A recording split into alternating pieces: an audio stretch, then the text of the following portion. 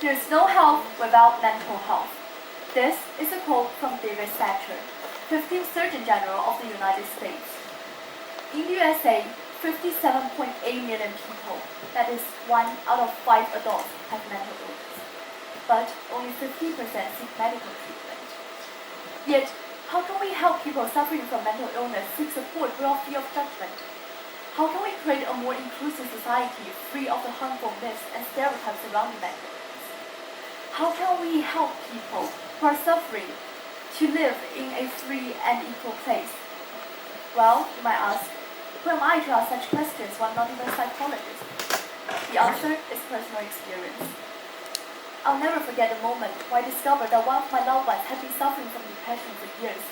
It was heartbreaking to watch them struggle in silence, crying silently at night, all because they were terrified that seeking help might jeopardize their career and change how their friends and colleagues perceive them. Seeing the crushing weight of stigma on their shoulders, this experience became the motivator not only for my questions but also my quest for answers. We all know that it's common for people to be fearful of those who are different, who do not subscribe to society's norms. Those who think differently, talk differently, act differently, even for reasons beyond their control, are regarded as outsiders. I believe that such prejudices apply even more to people with mental illness. Throughout history, people with mental illness are regarded to have threatening characteristics and thus listed as outgroups, with single individuals reduced to the same category and given labels of deviance. Past literature abounds of negative stereotypes such as dangerous, violent, unkempt, and unpredictable, labels which could lead to the formation of stigmas. In Franz Kafka's The Metamorphosis, protagonist weathered some such shocking overnight transformation into a giant, grotesque insect plunged him into a nightmarish world of isolation. As he struggles to adapt his new six-legged form,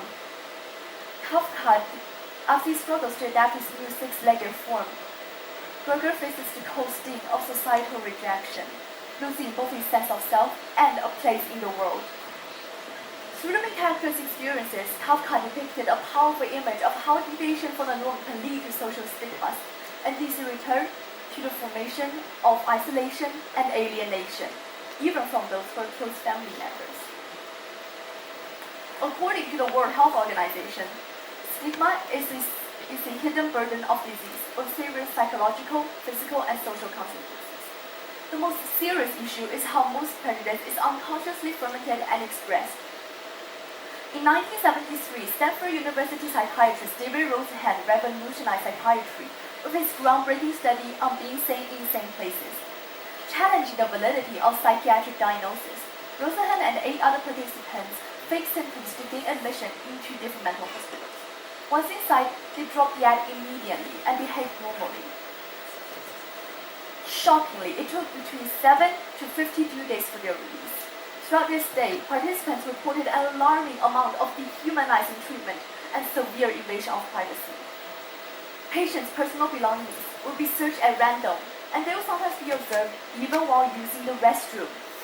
Staff would discuss the patients at length, even in their own presence, as though they were invisible. Not only were the patients' basic human rights routinely violated, the labeling of mental illness and that misdiagnosis took place with alarming frequency. Participants' normal behaviors would be misinterpreted on a daily basis, with simple acts such as taking notes out of boredom or going to lunch early being misinterpreted into aberrant and experiencing oral causative psychiatric symptoms. It seems that even highly trained medical practitioners cannot escape their primordial fears. Rosenhan's study showed us how deeply entrenched human prejudice is towards those with symptoms of mental illness.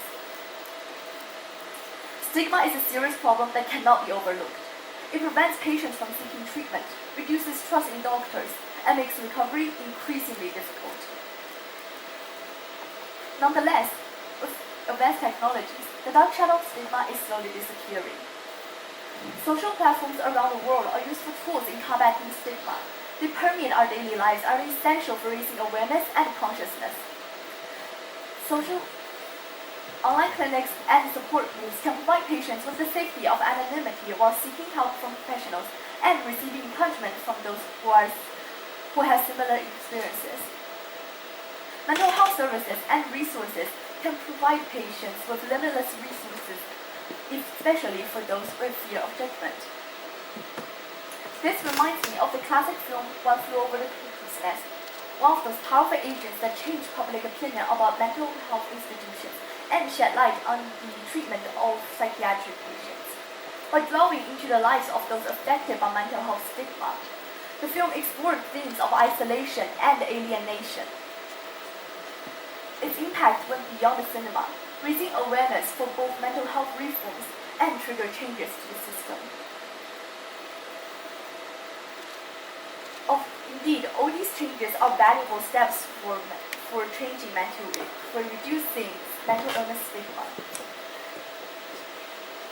They showed us the power of contemporary technology to fuel education and promote awareness. However, will this increased knowledge allow us to know our own values, our own prejudice, and predict our own actions if we come in contact with a person suffering from, or who might be suffering from mental illness? This is the real challenge for each one of us here. One day in my school, a student was tagged with a defamatory label. It was as if they had been transformed into a public canvas for judgment, their true identity obscured by the crude comments. I had observed as their peers, affected by the demeaning labels, began to interact differently with the tagged individual. Subtle shifts in body language, hesitant glances, and whispered conversations revealed a collective uncertainty about how to approach this newfound social pariah. It's as if the label had become a palpable force, directing the course of interactions and manipulating the atmosphere. This experience demonstrates the damaging impact of stigma. It exists all around us, showing us how even simple words can significantly affect our perception and have a negative influence on people's lives. I believe that none of you want to be the bullies, and none of you want to be the victims in this situation.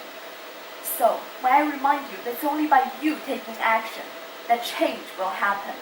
We can create a powerful wave of change that can break through barriers and transform the lives of those affected by mental health stigma.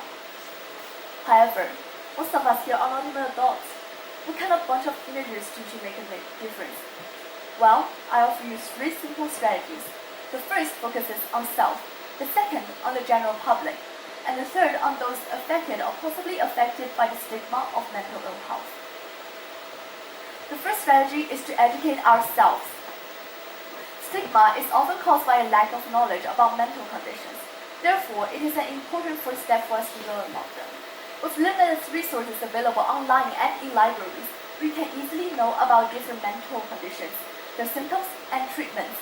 And this is an important step for us to better understand and emphasize with those affected by mental illness. The second strategy is to challenge misconceptions.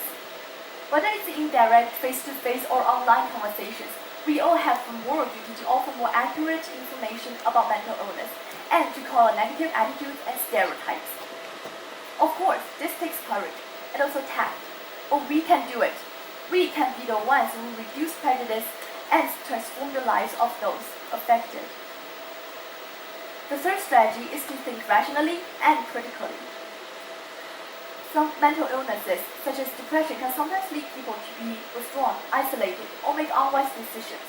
While it's natural for some people to be negative towards those suffering from depression, our responsibility is to be positive to all concerned. As informed, rational, and critical thinkers, we need to rise above prejudice and treat people with respect. Moreover, in some circumstances, we might even be able to help those who are suffering. We can privately talk to them and remind them of these 4 truths. 1. Mental illness is common. 1 out of 5 adults in the USA have mental illness, and figures in other countries are similar. 2. Mental illness is not a sign of weakness. It is something we have little control over, as most of it might even be genetic, and it's a real and serious medical condition. 3. Mental illness is treatable. There's no shame in seeking treatment. In fact, it's a sign of strength where we can seek help and get better.